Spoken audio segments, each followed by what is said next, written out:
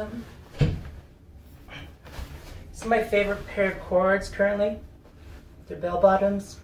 I wish the bells were bigger, but I wanted to show those. So I was on this thread and they're talking about there was an intersex person talking about it was in relation to that Dr. Phil show with the person who was a they type. This person who looked very femme and then had a beard, you know, where Matt Walsh was on there and he got like schooled. So here's this, there was a person on there who was intersexed, and they were saying that they're tired of hearing, you know, these dudes, you know, make arguments about being female, you know, and occupying female spaces when, you know, when they, you know, they don't want to be used that way because just because, you know, they can't have children doesn't mean that they're an excuse. The person was probably a troll. Maybe the person intersexed or something. I don't know, but the person was probably a troll. I think the person was feeling like, in relation to this non-binary person on the Dr. Phil show, feeling like being her gender identity was being attacked. So trans people are continuously attracting the gender identity of intersex people. I don't know that that's true. You know, like, one thing I would say firstly, you know, is that there is far more strength, right? There is far more strength in unity than in segregation, right? And so in relation to segregation, right? You know, here is a very valid argument, you know. So a person who is intersexed, right? And I'm not coming for intersex people. I'm not saying that this is how it is. I'm providing an argument, because when you're talking about segregation, you can make any argument. You can make any argument.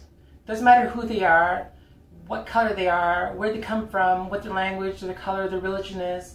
You know, you can utilize or create any argument to create a level of segregation. Anything. And generally, when a person is feeling like they're put into a disposition, that is their natural default. They make an argument, right? You know, we all do that. Like, when we all get stuck into a disposition, we do something like pick apart the other person for something that's different about them, you know, because you're, you know, all the nutrition went to your boobs or something like that. I don't know. But instead of your brain. But here is, playing devil's advocate, here is my argument, and my argument is not coming for intersex people. You can make the argument that just because a person identifies as being female when they're intersexed, that doesn't make them female. They're still intersexed, right? So they still have this male aspect to them, right? It's chromosomal, it's biological. You're biologically not male, not female, right? So you do not belong. You do not belong in cisgendered spaces, right? Anybody who is somewhat outside of the genetic norm does not belong in cisgendered spaces, be they cisgendered men or cisgendered female spaces, because they're non-binary. It's a brutal argument. Like, it would be like a brutal argument, you know. But I feel like if it would apply to me, it would apply to that person. Now, do intersex people need to identify as being part of trans people or the LGBTQ2+ spectrum? Absolutely not. They don't have to, right? They can. Some do. Not an obligation. I mean, being intersex is as much as a medical issue as being someone like me is as much a medical issue, you know. But then too, we face discrimination based upon our gender identity, our sexual orientation, and stuff like that.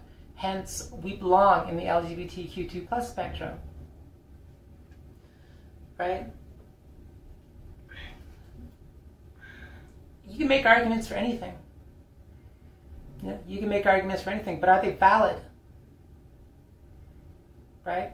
And it was just vicious. There are other ones who were talking about, like, you're trying to be you're out there trying to convert, all the kiddies into becoming like you. I'm not out here trying to convert all the kiddies into becoming like me. I'm out there combating the BS, right? So that I can just make my way down the street and live my life and surf YouTube and go to work and do all that jazz, without having all this crap crammed down my mouth, or my life being made incredibly difficult, just for things that are largely beyond my control, right? Largely beyond my control. It was like I had to do this. In some fashion, I had to do this, or, I was probably going to kill myself.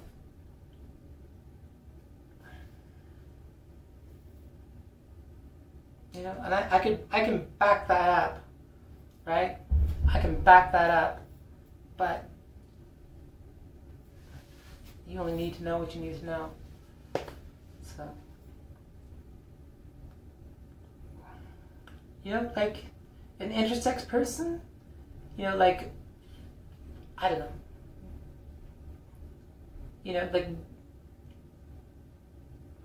like with non-binary people, being associated to,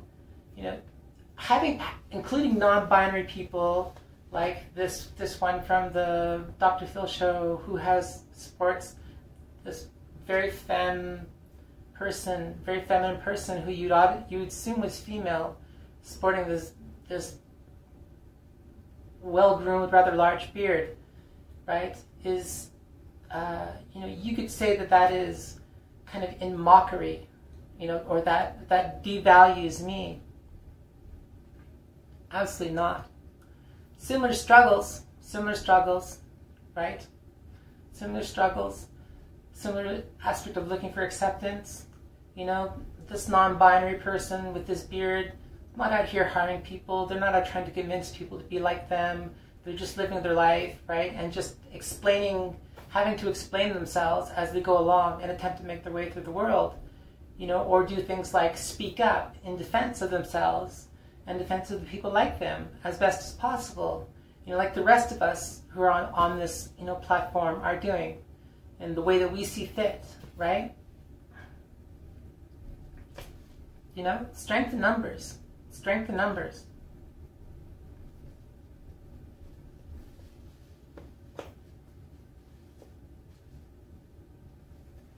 Segregation,